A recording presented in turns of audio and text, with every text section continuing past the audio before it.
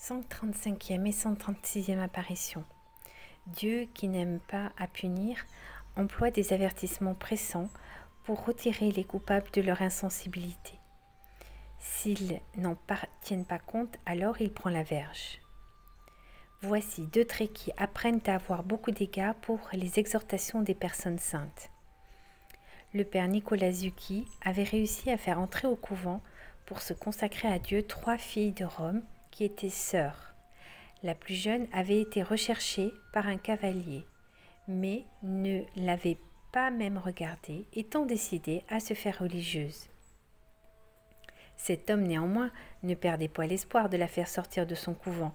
Il l'accablait de lettres galantes où il la conjurait d'abandonner la tristesse du couvent pour venir goûter avec lui les délices de la vie et de la liberté. Le père Zucchi l'ayant appris, il suppliait à Dieu d'accorder à cette jeune fille le courage et la persévérance.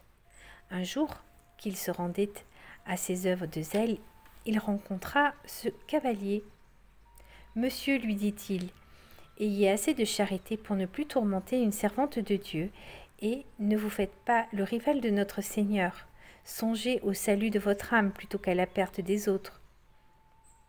Vous paraîtrez avant peu devant Dieu, et c'est alors que vous verrez le prix de la vertu et ce que valent les amours terrestres. » Le jeune homme s'excusa honnêtement, promit de réfléchir à ses conseils et s'éloigna après un salut respectueux. Mais il continua comme auparavant. La prédiction du père se réalisa bientôt. Le cavalier mourut 15 jours après. Un soir, les 3 sœurs étant à prier, la plus jeune se sentit par 3 fois tirée en arrière et une voix lui dit « Venez tout de suite au parloir ». Quoiqu'elle n'eût vu rien et fût un peu effrayée, elle prit un flambeau et alla au parloir. Elle vit un homme qui s'y promenait à grands pas. « Qui êtes-vous » lui dit-elle. « Que venez-vous faire ici à cette heure et pourquoi m'avez-vous fait appeler ?» L'étranger, sans répondre, s'approcha davantage, écarta son manteau, et la novice aperçoit son ancien amant, attaché comme un criminel par des chaînes de feu, au cou, aux poignets, aux genoux et aux pieds. Puis il s'écria « Priez pour moi !» et à l'instant même il disparut. Cette âme gémissait dans les supplices du purgatoire et réclamait des suffrages. Les 3 sœurs et les autres religieuses multiplièrent leurs suffrages pour lui. Quel bonheur pour ce cavalier s'il eût écouté le père Zucchi. Le père Carafa, général des Jésuites, fut appelé à préparer à la mort un grand seigneur condamné à avoir la tête tranchée.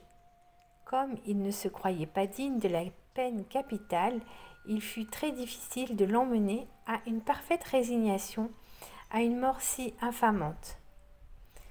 Cependant, le père y réussit si bien que ce seigneur se déclara heureux de subir ce supplice en expiation de tous les péchés de sa vie, et il cria cette déclaration du haut de l'échafaud. Tout le peuple fut édifié de ces sentiments si chrétiens. Dieu eut pour agréable cette soumission à sa divine volonté. Aussitôt après l'exécution, le père Carafa alla voir la mère du supplicié et lui dit qu'au moment où la hache avait coupé la tête de son fils, il avait vu son âme monter triomphante au ciel où les anges s'étaient empressés de la couronner. Un prêtre était venu lui demander s'il convenait de prier pour ce défunt et de dire des messes pour lui.